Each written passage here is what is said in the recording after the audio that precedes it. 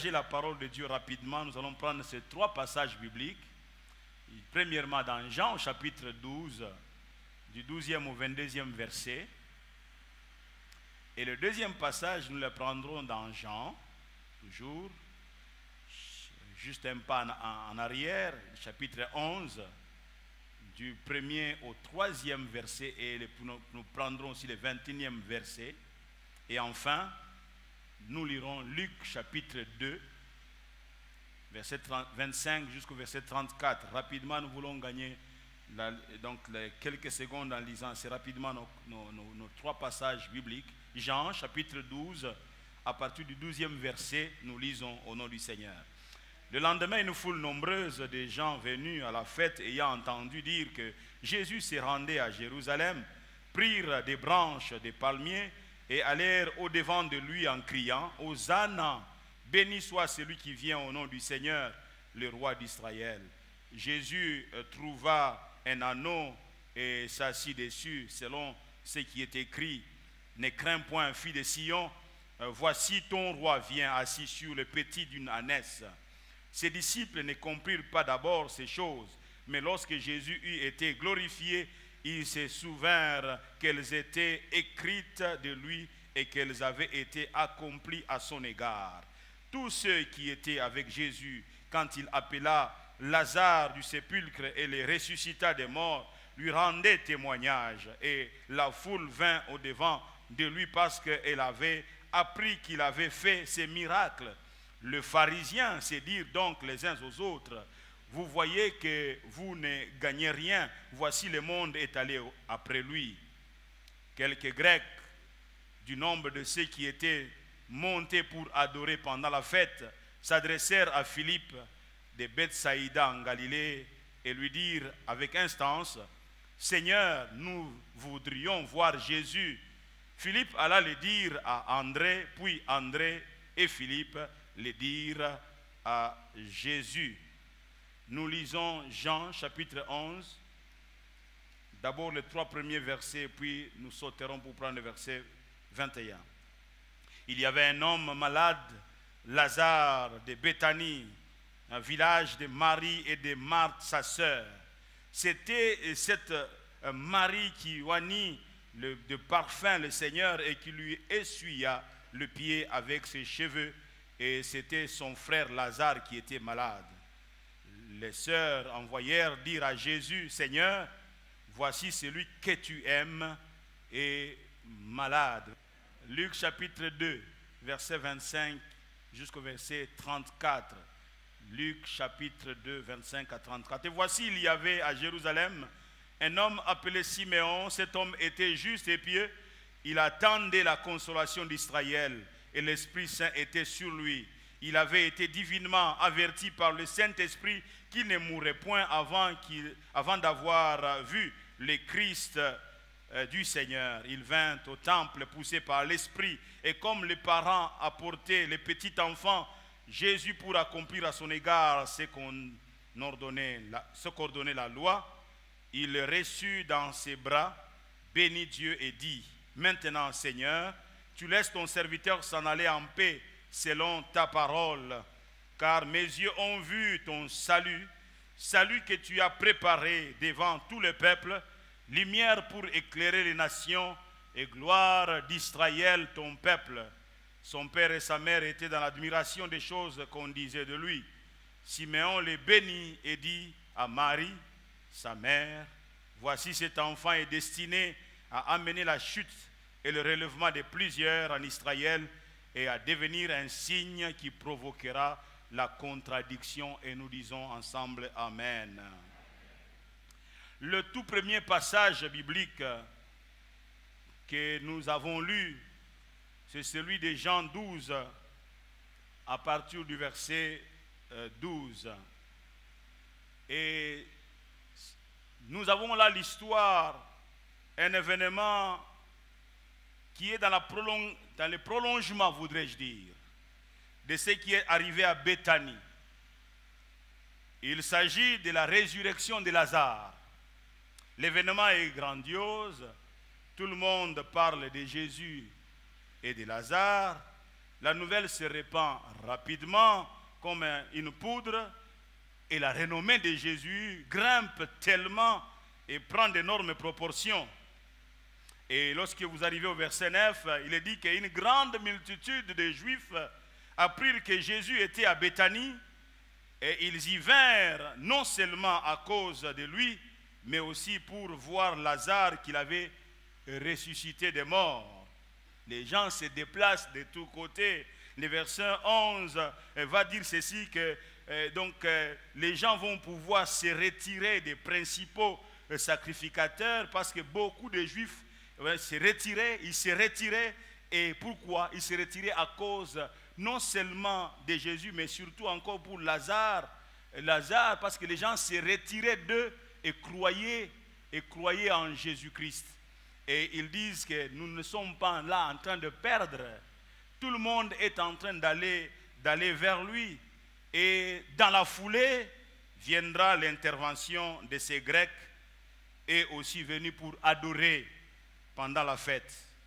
Et ces derniers vont présenter leur demande avec instance en ces termes auprès de Philippe. Seigneur, nous voulons voir Jésus. C'est là qu'intervient le thème de mon intervention, le thème de mon message ce matin. Nous voulons voir Jésus. Voilà le thème. Nous voulons voir Jésus. Leur demande est une sollicitation pressante et qui exprime, voudrais-je dire, leur ardent désir, qui exprime leur soif de voir Jésus-Christ. Nous ne désirons rien d'autre que voir Jésus. Nous ne voulons pas des honneurs. Nous voulons voir Jésus. Nous ne vous demandons pas l'or et encore moins l'argent. Nous voudrions voir Jésus, car le voir lui, ça sera suffisant. Oh, alléluia. Le voir lui, ça sera suffisant. Vous savez, une fois les Juifs ont posé la question à Jésus, nous sommes dans Jean 6, verset 30, ils ont posé la question suivante: quel miracle fais-tu donc, afin que nous le voyions et que nous croyions en toi? Ils avaient besoin que Jésus fasse un miracle pour qu'ils puissent le voir et croire enfin en lui. Ils conditionnaient le fait de croire en Jésus, le fait d'accepter son ministère par les miracles. Tant que tu ne fais pas de miracles, nous ne croyons pas en toi. Que fais-tu pour que nous puissions croire en toi? Jésus leur opposa cette réponse tout de suite au verset 40 de ce même chapitre 6. La volonté de mon Père, c'est que quiconque voit le Fils et croit en lui ait la vie éternelle, et je le ressusciterai au dernier jour. Alléluia. Vous cherchez les miracles, mais la volonté de mon Père, c'est que quiconque voit le Fils, pas voir le miracle, mais voir le Fils et croit en lui, je lui donnerai la vie éternelle. Il aura la vie éternelle. Je lui donnerai la vie éternelle et je le ressusciterai au dernier jour. Nous avons affaire dans ce passage de Jean 12 de ces quelques Grecs, ces groupes de Grecs. Ils ne demandent pas un miracle, non. Leur instante demande était: nous voulons voir Jésus. De nos jours, les gens courent ça et là à la recherche non pas de Jésus-Christ, mais des miracles. Tant qu'il n'y a pas de miracles, on ne vient pas. Quand il y a des miracles, on vient. Mais si miracle il n'y a pas, nous ne venons pas. Au fait, quand on analyse attentivement notre chrétienté aujourd'hui, ce n'est pas Jésus que nous cherchons. Nous cherchons ce qu'il nous donne. Nous ne courons pas après lui. Nous courons après ce qu'il nous donne. Il me donne le mariage, je viendrai. Il me donne le travail, je serai là. Il me donne la guérison, je serai là. Et même en ce moment-là, je peux chanter Hosanna, Hosanna. Pourquoi? Parce que j'ai vu le miracle. Mais je suis aussi prêt demain à crier crucifie-le, crucifie-le, tant que je n'ai pas vu le miracle. Ils ont dit, nous, venus d'ailleurs, nous ne cherchons pas les miracles. Nous voulons voir Nous voulons voir Jésus. Alléluia. Voir Jésus, c'est ce dont nous avons besoin. Voir Jésus, c'est ce dont le monde a besoin aujourd'hui. Voir Jésus-Christ. Bien aimé, les miracles, c'est bien. Moi aussi, je cours après les miracles. Mais les miracles sans Jésus n'a pas sa raison d'être.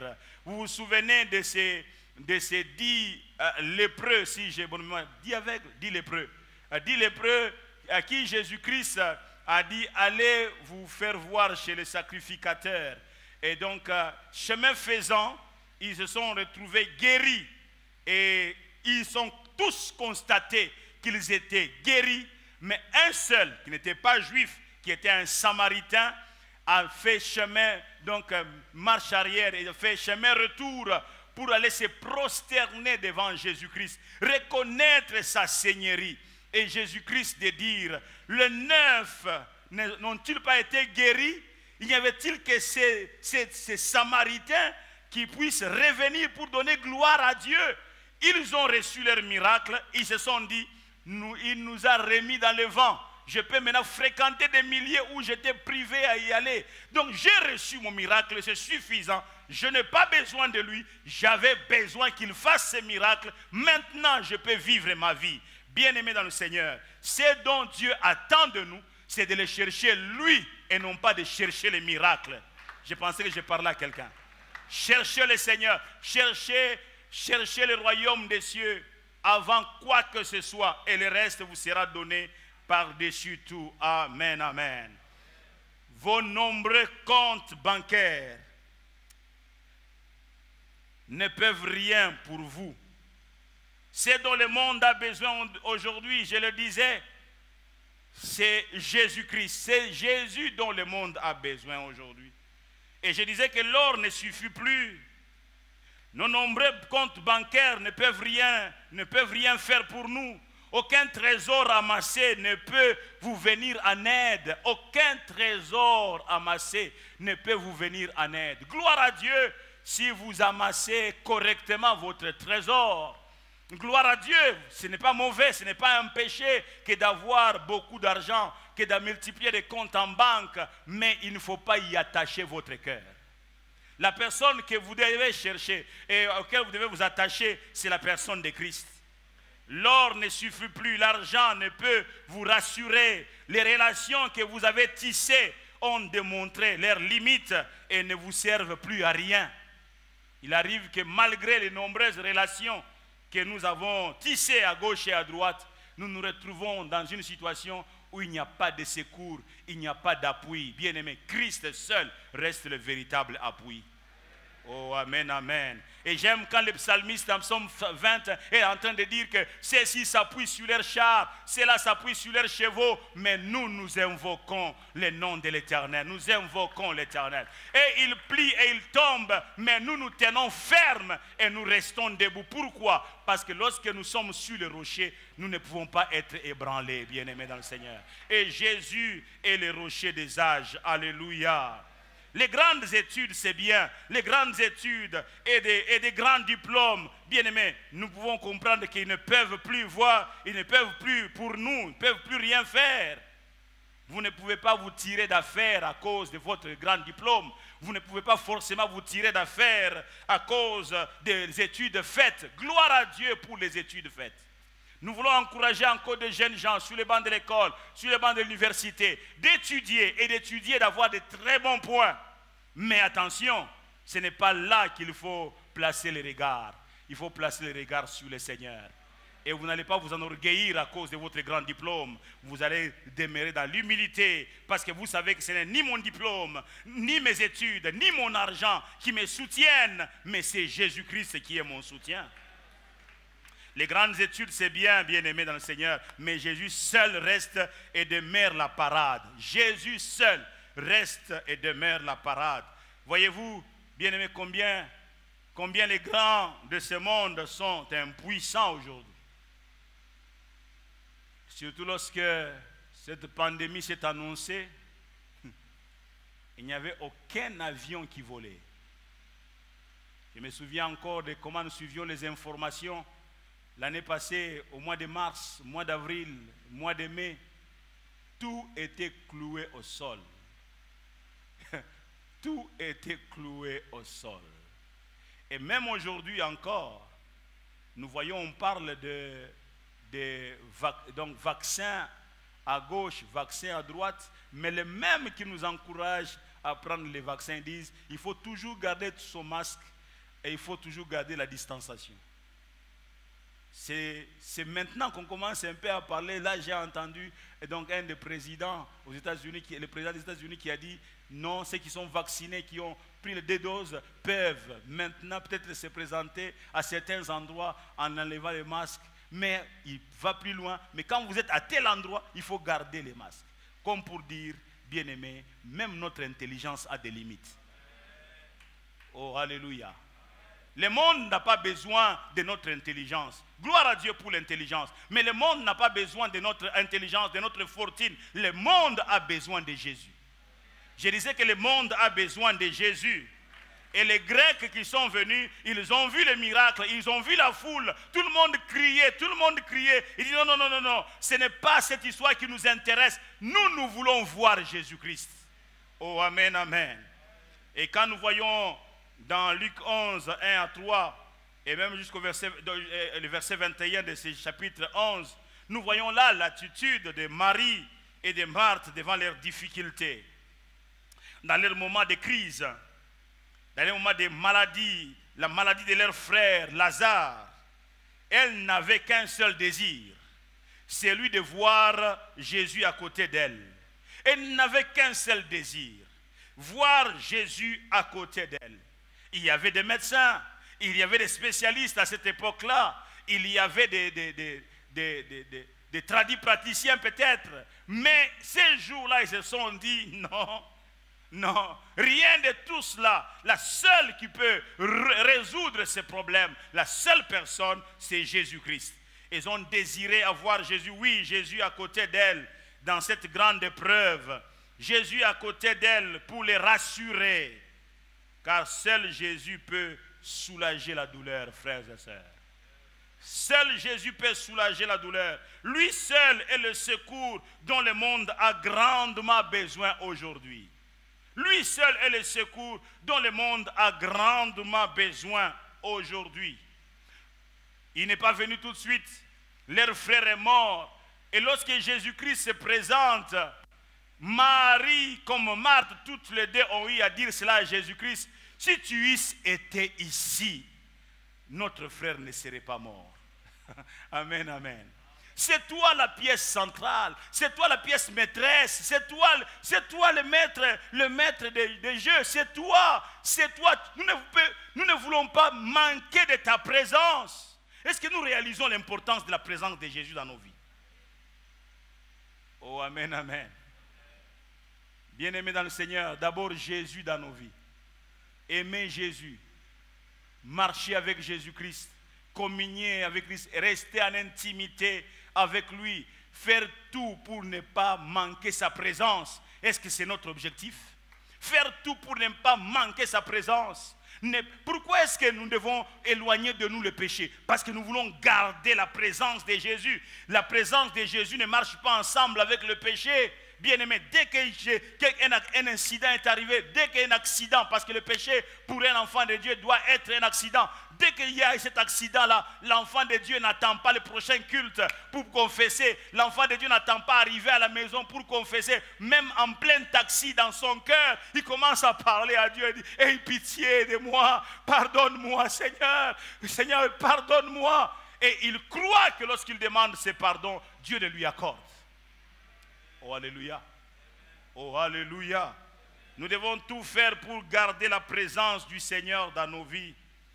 Bien-aimés, Jésus seul, elles ont ressenti les besoins de Jésus à côté d'elles. Le secours qui ne manque pas dans la détresse, c'est Jésus, frères et sœurs. C'est Jésus. Ce vendredi, nous avons suivi cet élément de vidéo, donc témoignage de cette dame, lorsque ça fait 3 ans qu'elle a rencontré le Seigneur. De quelle manière, je vais vous l'expliquer aussi, vous qui n'étiez pas là. Et là, donc, 3 ans après, donc certainement 36 ans maintenant, elle est médecin, elle est donc d'origine algérienne. elle n'a jamais entendu parler du Seigneur, et elle ne connaît pas le Seigneur, et elle est musulmane, et puis elle tombe malade, elle a un cancer, je crois, quel cancer, d'utérus ou enfin en tout cas partie intime des femmes, oui, les ovaires. Elle a un cancer, elle est en train de partir.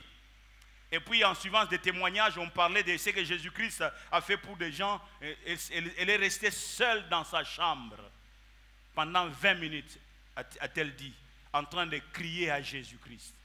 Il dit, si réellement tu existes, si tu es vrai, je ne vais pas me contenter simplement d'entendre parler de toi, j'aimerais te voir. Elle n'est pas chrétienne. Elle est musulmane, mais entendez comment elle parle. Elle est seule à seule. Elle est en train de se battre là dans sa chambre. Si tu es vrai, si c'est vrai que tu existes, je n'aimerais pas seulement continuer à t'entendre, mais j'aimerais te voir. Et puis on dirait que rien ne s'est passé.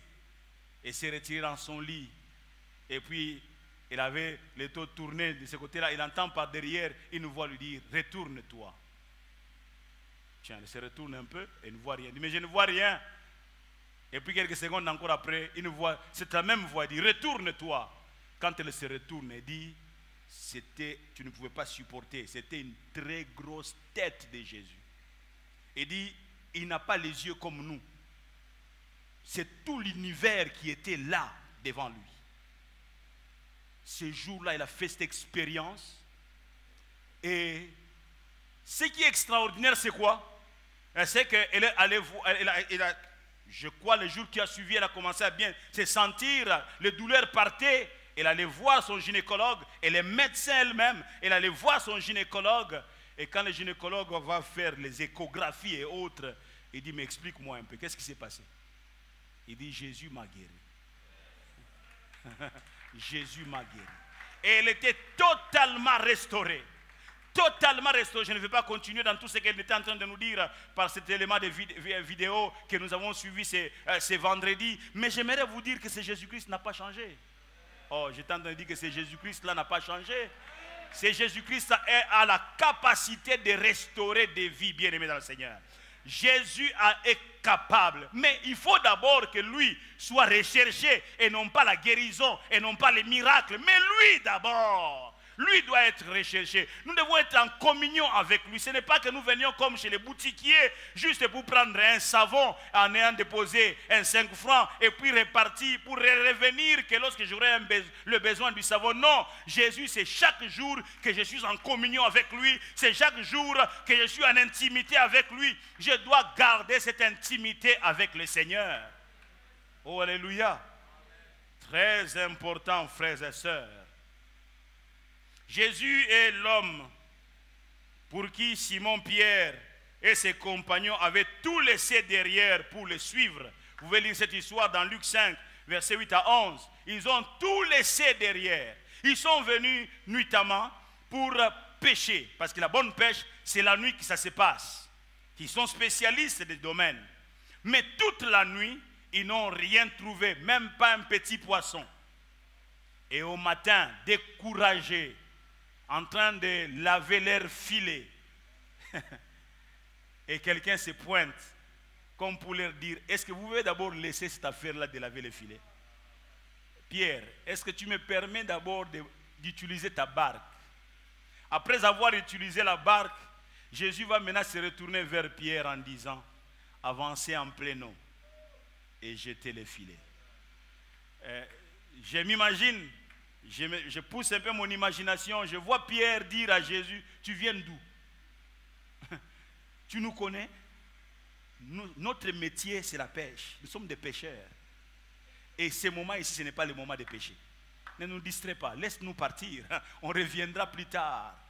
Jésus dit, avancez en plein eau et jetez les filets. Oh, amen, amen. Il dit, nous avons cherché toute la nuit sans rien avoir, mais sur ta parole. Oh, quand Jésus est avec toi, il te donnera la parole. Je pensais que je parlais à quelqu'un. Marche seulement avec lui. Au temps convenable, il te donnera la parole, la clé. Il te donnera la clé pour que tu puisses passer. Alors, sur ta parole, nous allons jeter les filets. Ils vont jeter les filets. Je vais faire court l'histoire. Et puis, ils ont les poissons. Alors, quand ils retournent sur le sol, avec cette quantité énorme de poissons, il va laisser, Pierre et ses compagnons vont laisser le poisson, ils vont laisser les filets, ils vont laisser la barque pour suivre Jésus-Christ. Mais Pierre, si tu ne veux plus de filets, et si c'est fini, c'est la dernière fois que tu es venu pêcher, et tu laisses les filets et la barque, prends au moins les poissons. C'est la raison pour laquelle tu es venu passer toute la nuit ici. Prends au moins les poissons, amène ça. Il laisse les poissons. Mais, si tu laisses les poissons, amène au moins les filets. Les filets te permettra plus tard un jour, tu n'as pas de poissons, tu jetteras. Non, non, il laisse les filets. Mais Père, ne perds pas quand même la barque. La barque te permettra, même avec tu viendras pêcher. Non, il laisse les trois choses. Il laisse la barque, le filet et le poisson. Pour faire quoi? Désormais, mon travail, mon activité, c'est de suivre cet homme, le suivre où qu'il aille. Quand il ira à gauche, j'irai à gauche. Quand il ira à droite, j'irai à droite. Pourquoi? Pourquoi? Il a compris, et même plus tard, le Seigneur lui a fait comprendre. Il a compris qu'avec cet homme, même en plein désert, j'aurai les poissons. Alors je préfère le suivre lui. Lui est ma garantie. Oh, est-ce que je parle à quelqu'un? Jésus est ma garantie. Je préfère le suivre lui. Il est ma garantie. Bien-aimés, nous passons à côté parce que nous ne suivons pas Jésus-Christ. Nous revenons à lui tout simplement lorsque nous sommes dans les besoins. Ne revenons pas à Jésus-Christ uniquement lorsque nous sommes dans les besoins. Même quand nous ne sommes pas dans le besoin, adorons le Seigneur, glorifions le Seigneur, vantons-lui et adulons-lui. C'est lui qui mérite d'être adulé, c'est lui qui mérite d'être honoré. Les matins, je me lève, je le bénis, je le glorifie. Dis, c'est les matins que je vois, c'est toi qui l'as créé. Tu as créé le soir, la nuit qui m'a permis de dormir. Maintenant, tu as créé le matin. Je suis là ce matin pour te bénir, te glorifier. Même quand je ne suis pas dans les besoins, je reste en intimité avec Jésus.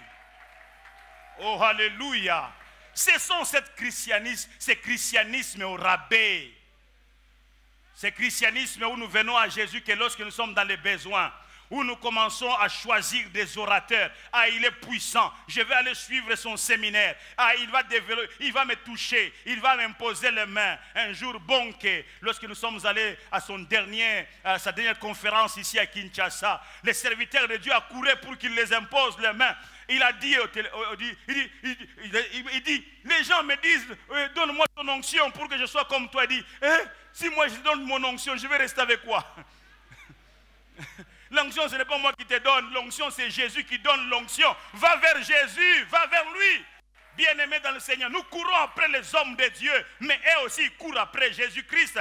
Qu'est-ce qui t'empêche de courir dans ta chambre vers Jésus-Christ en lui disant, je n'ai que toi Seigneur, je n'ai que toi Yahweh, viens à mon secours. Alléluia. Qui vous a dit que ceux qui doivent faire les miracles, c'est seulement les pasteurs, c'est seulement ses collaborateurs? Vous pouvez faire les miracles ici à cause de votre intimité avec le Seigneur. Je parle de l'intimité avec Jésus-Christ. Les Grecs ont dit, nous voulons voir Jésus. Oh, alléluia. Ça doit être le désir de notre cœur chaque jour. Je vais te voir, Seigneur. Je vais te voir, oh Dieu, je vais te voir. Alléluia. Permettez-moi de dire quelque chose sur ce texte de Luc 2, 25 à 34. Jésus, la consolation que Siméon attendait. Siméon attendait la consolation d'Israël. Savez-vous qui est la consolation d'Israël? C'est une personne. C'est Jésus qui est la consolation d'Israël. Jésus. Le Saint-Esprit lui avait averti qu'il ne mourrait point avant d'avoir vu le Christ du Seigneur. Siméon décrit cette consolation promise au verset 29, du verset 29 au verset 32, en disant que mes yeux ont vu ton salut, le secours, la délivrance. Jésus est le salut, il est le secours, il est la délivrance. Vous m'entendez? Il est le salut, Il est le secours. Il est la délivrance.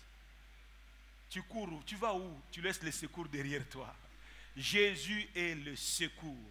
Le monde est fatigué, fatigué des demi-mesures, frères et sœurs. Le monde est fatigué et n'a plus besoin de ce qui n'étanche pas sa soif, de ce qui n'en finit pas avec sa faim. Le monde est fatigué de cela. Les gens sont fatigués de tous les systèmes intelligents de notre monde moderne. Ils veulent voir Jésus, bien-aimés dans le Seigneur. Ils veulent voir Jésus. Vous allez dire Jésus c'est traditionnel. Jésus c'est vieux. Jésus c'est un vieux jeu, bien-aimé. Oui, vous allez courir dans votre technologie, mais sans trouver la solution. Pourquoi? Vous courez vite vers des choses, mais en laissant la solution derrière vous. Jésus est la solution. Amen, amen. Un jour, Jean, voyant Jésus venir à lui, il le présenta à la foule en ces termes. Jean chapitre 1er, verset 29. Il dit, voici l'agneau de Dieu qui ôte le péché du monde. Alléluia. Voici l'agneau de Dieu. C'est lui qui ôte les problèmes de l'humanité.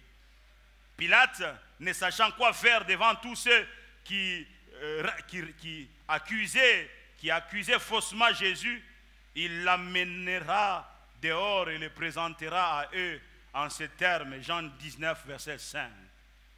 Voici l'homme. Tout court. Voici l'homme. Et homme.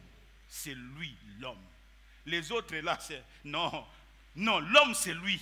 L'homme solution. Voici l'homme solution. Voici l'homme remède. Voici l'homme salut de tout un peuple. Voici l'homme le secours dont tout homme a besoin. Voici l'homme la voix des sans-voix. Voici l'homme, l'asile des sans domicile fixe.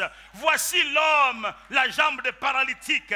Voici l'homme, l'œil de l'aveugle. Voici l'homme, la solution, bien-aimés dans le Seigneur. Nous laissons l'homme derrière nous et nous courons après des choses de futilité. Nous courons après des choses inutiles. Il dit, voici l'homme. Amen, amen. Vous voulez crucifier la solution du monde. Vous voulez crucifier bien celui qui est la réponse au problème. Mais oui, Pilate, il faut qu'il soit crucifié. Oh, amen, amen. Il faut qu'il soit crucifié pour que la solution soit ratifiée. Oh, alléluia. La demande des Grecs venus adorer est toute claire. Nous voulons voir Jésus. Oui, voir Jésus seul, car tout est en lui. Voir Jésus seul, car tout est en lui. Tout ce dont nous pouvons avoir besoin, c'est en lui. C'est ça la compréhension de Pierre et ses amis. Ils ont tout laissé pour dire, même quand ces poissons pourriront, mais quand nous serons véritablement dans les besoins des poissons, il nous donnera les poissons. C'est ainsi qu'ils ont expérimenté en plein désert, lorsqu'on a amené que 2 poissons et 5 pains. Jésus n'a même pas prié, il a rendu grâce. En prenant le pain et les poissons, il a simplement remercié le Père. Alléluia. Comme nous remercions avant de manger, nous remercions le Père, amen, de nous avoir donné à manger. Mais Seigneur, il n'y a que 3 pains et 2 poissons. Regarde la foule. Lui, il ne tremble pas. Il soulève ces choses. Il remercie le Seigneur. Amen, amen. Et quand il descend ses mains, il donne à Pierre, à tous les apôtres, il dit distribuer. Ils ont ouvert grandement les yeux, je suis sûr. Tu nous demandes de distribuer quoi? 2 pains et 3 poissons et 5 pains. 2 poissons plutôt et 5 pains. Seigneur, est-ce que tu réalises? Il dit distribuer. Oh, amen, amen. Bien-aimé dans le Seigneur, lui est la solution. C'est lui que nous devons chercher. Que Dieu bénisse sa parole. Alléluia.